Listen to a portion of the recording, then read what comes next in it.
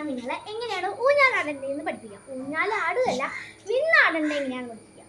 First തന്നെ നമ്മൾ കൈ മുറുക്ക പിടിക്കണം. നിങ്ങൾക്ക് ഏത് ലെഗാണോ കംഫർട്ടബിൾ ആ ലെഗ് എടുത്ത് ഫസ്റ്റ് വെക്കണം. എന്നിട്ട് പതിയെ ഇങ്ങനെ ചെയ്യാം. അധികം ചെയ്യേണ്ട, പതിയെ ഇങ്ങനെ 5 ടൈംസ് ചെയ്യാം. നെക്സ്റ്റ് സ്റ്റെപ്പായിട്ട് വരുന്നത് ഇങ്ങനെ കാല അവിടെ തന്നെ വെച്ചിട്ട് ഇങ്ങനെ ഒന്ന് പൊങ്ങി വെക്കുക, കുറച്ചും കൂടി ഹൈറ്റിൽ.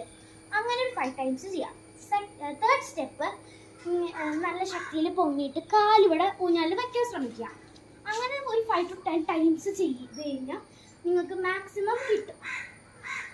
പിന്നെ വേണമെങ്കിൽ പിന്നെ ഞാൻ സ്പീഡ് ചെയ്യാൻ പഠിക്കാം.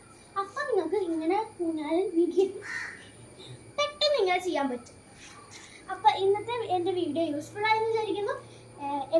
എല്ലാവർക്കും ഒരു നല്ല ഡേ